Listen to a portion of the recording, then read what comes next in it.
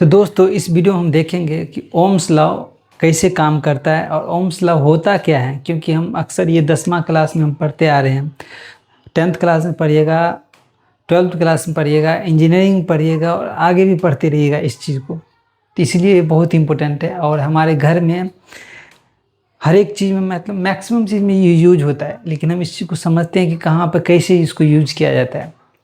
ये Ohm's law ये बहुत ही इंपॉर्टेंट है, इलेक्ट्रिकल इंजीनियरिंग खास करके बहुत इंपॉर्टेंट है। कोई भी सर्किट डिजाइन होता है उसके लिए भी बहुत इंपॉर्टेंट है। इसके बारे में बाद में देखेंगे, पहले इसको समझने की कोशिश करते हैं। तो ओम्स लॉ होता है कि किसी भी कंडक्टर से, मान लीजिए कोई वायर है, ठीक है, कोई सा वायर मान लीजिए, ठीक है, उसके अंदर से करंट पास हो रहा है। तो यानी कि कोई भी मान लीजिए एक कंडक्टर है, ठीक है, ये कंडक्टर है ए और बी, वायर, कंडक्टर मतलब वायर है, इसके बीच से कोई भी करंट पास हो रहा है, ठीक है, करंट पास हो रहा है और इसकी दोनों बीच की जो पोटेंशियल डिफरेंस होगा, मतलब करंट इसका is equal to Ohm's law, मतलब करंट जो पास कर रहा है इसके वायर से is directly proportional to potential difference between 2 point. यही होता है ओम्स लॉ। मतलब ये सॉरी ये नहीं होना चाहिए, मतलब बी, इसकी वोल्टेज, जिसको कहते हैं पोटेंशियल डिफरेंस, मतलब वोल्टेज 2 पॉइंट के बीच के किसी भी कंडक्टर में जो करंट पास होता है उसकी डायरेक्टली प्रोपोर्शनल होना चाहिए voltage potential difference between 2 point. अगर हम जनरली डेफिनेशन के हिसाब से समझते हैं तो Ohm's law is equal to multiplication of, मतलब potential difference is equal to multiplication of current and resistance. तो ये हो गया। अगर इसके बीच को रेजिस्टेंस, मान लीजिए कुछ भी रेजिस्टेंस होता है, मान लीजिए एक बल्ब लगा दिए, ठीक है, एक बल्ब लगा दिए, ठीक है, तो इसमें रेजिस्टेंस होगा कुछ ना कुछ। तो इस रेजिस्टेंस को हम ब्रेक करते हैं कैसे, उस रेजिस्टेंस को हम ब्रेक करते हैं आई आर, इसको मल्टीप्लाई कर देते हैं आर से, ना कि इसके। यही होता है रियल ओम्स लॉ। ऐसे आप एक्सप्लेनेशन बहुत कम देखे होंगे, लेकिन रियल में हम देखने को मिलता है ये, पर एक्चुअल में यही होता है। B is equal to I R, Ohm's law. इसमें भी एक पोटेंशियल डिफरेंस है, ठीक है, पोटेंशियल डिफरेंस, इसका यूनिट होता है वोल्ट, ठीक है, और आई जो है एक करंट है,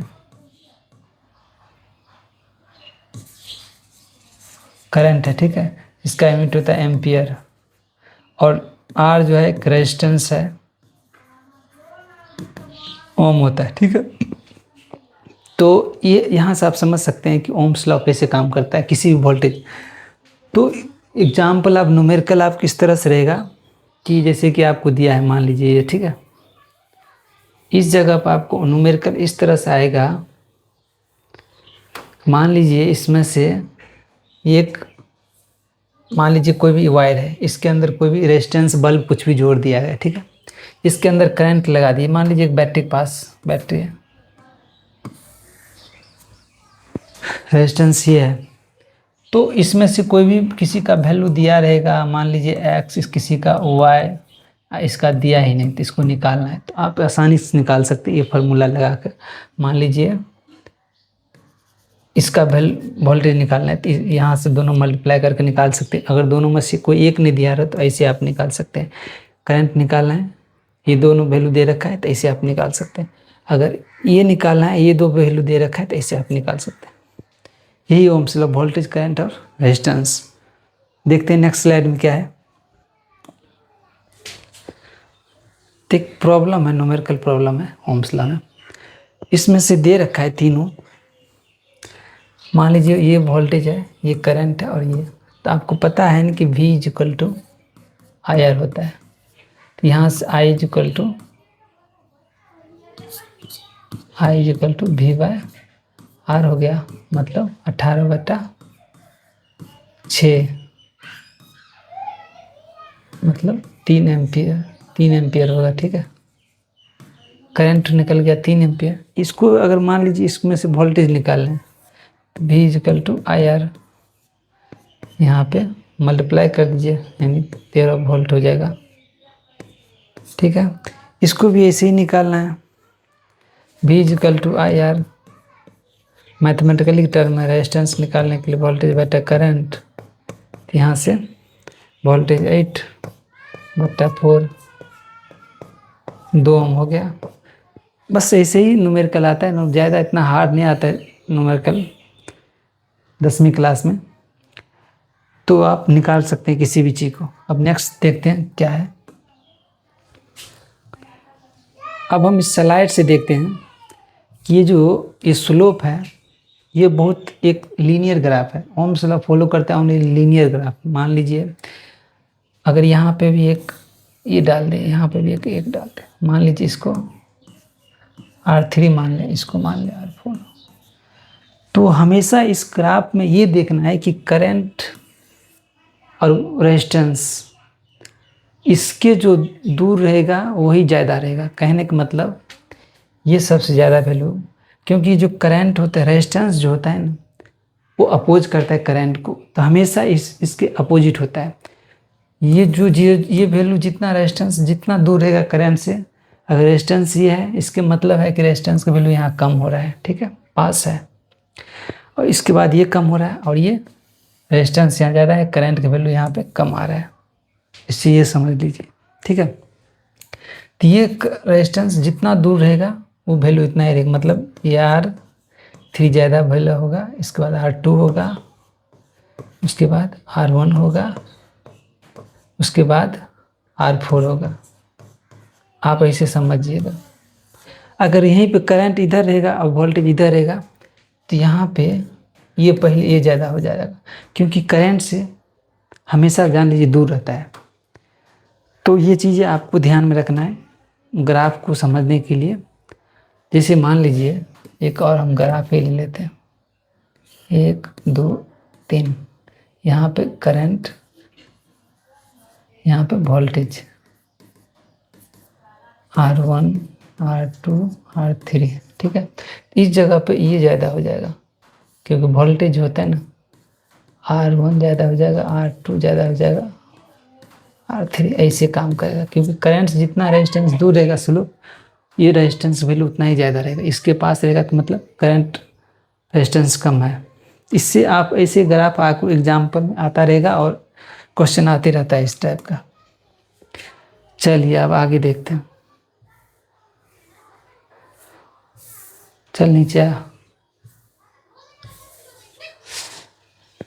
अगर हम यहाँ पे देखें तो ये जो एमीटर है ना, ये एक मेजरिंग है। एमीटर जो मेजर करता है किसको, करंट को मेजर करता है एमीटर, और वोल्टमीटर मेजर करता है वोल्टेज को, मतलब वोल्टेज मतलब पोटेंशियल को, ठीक है। ये बैटरी है और ये जो रियोस्टेट है ना, एक वेरिएबल रेजिस्टर है। याद करिए, ये रेजिस्टर मतलब वेरिएबल रेजिस्टेंस, ठीक है, याद रखिए वेरिएबल रेजिस्टेंस। अब आगे देखते हैं क्या है स्लाइड में। ओम्स लॉ कैसे काम करता है। Ohm's law is a fundamental principle of electric discovered by George Simon Ohm's. इसका ओम्स लॉ को डिस्कवर करने वाले, मतलब ओम्स को डिस्कवर करने वाले, उसका पूरा नाम साइंटिस्ट है जॉर्ज साइमन ओम है, ठीक है। एक काम कैसे करता है, इस कंडीशन में काम करता है, याद रखिएगा। कांस्टेंट टेम्परेचर होना चाहिए, ठीक है। Current flowing through a conductor directly proportional to voltage cross it. मैंने आपको बताया था पहले ए और बी, ठीक है। अगर इससे करंट पास होगा तो current directly proportional to voltage, यानी पोटेंशियल डिफरेंस जिसको हम वोल्टेज बोलते हैं बिटवीन 2 पॉइंट, यही होता है। मेन स्टेट यही है। आगे देखते हैं। अगर हम मैथमेटिकली फार्मूला देखें तो V इक्वल टू IR होता है, आपको पता होना चाहिए। V equal to voltage, SI unit, I current, ampere, resistance, ohm. चलिए आगे देखते हैं। कॉन्सेप्ट को समझते हैं थोड़ा सा। कॉन्सेप्ट वोल्टेज, इसकी को समझिए। अगर वोल्टेज इंक्रीज करेगा तो स्वाभाविक है, अगर ओम्स को देखते हैं V इक्वल टू IR, अगर ये बढ़ेगा तो इसके मतलब है कि करंट भी बढ़ेगा। याद रखिएगा, इस कंडीशन में रेजिस्टेंस कांस्टेंट होता है। अगर रेजिस्टेंस इंक्रीज हो रहा है इसके मतलब है करंट डिक्रीज कर रहा है, और वोल्टेज कांस्टेंट होता है। ये दोनों टर्म याद रखना है। अगर रेजिस्टेंस इंक्रीज कर रहा है तो करंट डिक्रीज करेगा, सीधी से वोल्टेज कांस्टेंट रहेगा। Think about the water flow. जैसे कि हमारे घर में जैसे पाइप होता है, पानी जैसे हम टूटी खोलते हैं तो पानी की स्पीड जो डिपेंड करता है वो वोल्टेज को, यानी कि प्रेशर कितना है। जो वाल से हम खोलते हैं तो उसका पानी कितना तेज फ्लो होता है, वो जो पानी फ्लो हो रहा है वह करंट, और कितना तेज हो रहा है उसको वोल्टेज बोलते हैं। ठीक है, तो पाइप का साइज जो होता है वो होता है रेजिस्टेंस, याद रखिएगा। नेक्स्ट देखते हैं। रूम में पंखा नहीं है, गर्मी लग रहा है। उसके बाद ट्रायंगल फार्मूला किए थे, V is equal to I R. ये आपको समझ में आ रहा है, ये फार्मूला वही है, V is equal to I R. इसी फार्मूला को ये बना दिया गया है, आप मैथमेटिकली लिख सकते हो। अब आगे देखते हैं। ग्राफ बहुत इंपॉर्टेंट है। Graph between voltage and current is straight line. आपको पता होना चाहिए वोल्टेज और करंट के जो होता है, इधर इसको कोई दिक्कत नहीं है, स्ट्रेट लाइन होना चाहिए। ठीक है, ऐसे होना चाहिए ना। अगर ऐसे ग्राफ अगर ऐसे हो तो ये काम ओम्स लॉ नहीं फॉलो करते, याद रखना, ये राइट है। दूसरा बात डायरेक्टली प्रोपोर्शनलिटी होता है, सो डायरेक्टली प्रोपोर्शनलिटी याद रखिएगा। अब देखते हैं कंडीशन कैसे करता है Ohm's law. Ohm's law work only one condition देख लिया, टेम्परेचर कांस्टेंट। ये कंडीशन बहुत सारे यूपीएससी तक एग्जाम में पूछ चुका है, ये इस टाइप क्वेश्चन। ओम्स लॉ के टेम्परेचर कांस्टेंट होना चाहिए। ओम्स लॉ की कंडीशन है कि टेम्परेचर कांस्टेंट होना चाहिए। Physically condition of conductor does not change होना चाहिए, यानी कि जैसे मान लीजिए है वायर है, ठीक है, कंडक्टर, इसकी साइज न लेंथ कुछ भी चेंज नहीं होना चाहिए, टेम्परेचर कांस्टेंट होना चाहिए, और इसकी साइज भी चेंज नहीं होना चाहिए। Condition note change. दूसरी बात एप्लीकेबल मेनली इन मेटेलिक कंडक्टर। मेटेलिक कंडक्टर में ही काम करेगा, नॉन मेटेलिक कंडक्टर में ओम्स लॉ फेल हो जाता है, यानी काम नहीं करता है वहाँ पे। अब देखिए where it is not applicable, यानी ओम्स लॉ कहाँ पर फेल हो जाता है या कहाँ पे काम नहीं करता है। तो सेमी कंडक्टर जैसे कि पीएन जंक्शन, डायोड हो गया, ट्रांजिस्टर हो गया। डायोड ट्रांजिस्टर में पीएन जंक्शन होता है, इसीलिए यहाँ पे काम नहीं करता है। इलेक्ट्रोलाइट यहाँ पे काम नहीं करता है, लाइनियर डिवाइस में भी काम नहीं करता है। ये तीनों पूछता है एग्जाम में, याद रखिएगा। सेमीकंडक्टर, इलेक्ट्रोलाइट्स और नॉन लीनियर डिवाइस में ओम्स लॉ काम नहीं करता है।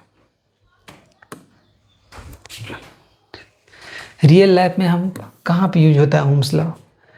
तो electrical circuit design, electrical circuit मतलब जो भी बोर्ड बनते हैं वो ओम्स लॉ होता है। जैसे कि हमारे घर में चार्जर के बोर्ड हो गया, इलेक्ट्रिक मीटर हो गया, या फिर चार्जर में भी जो पीसीबी बनता है ना, प्रिंटेड सर्किट बोर्ड, या मोबाइल में भी होता है ना, या कोई भी चीज़ electronic device, CD, TV, cooler, तो वहाँ पे भी ये सर्किट बनता है।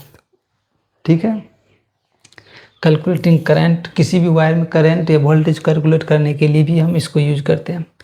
Use in device like heater, bulb और रेजिस्टेंस। एलईडी बल्ब के जो सर्किट होता है वो इसी पे बनता है, उसी सर्किट को हम ओम्स लॉ द्वारा बनाते हैं। ये इलेक्ट्रिकल इंजीनियरिंग के बेसिक फॉर्मेट है। तो इस सेशन में इतना ही दोस्तों, नेक्स्ट सेशन मिलेंगे, तब तक जय हिंद दोस्तों।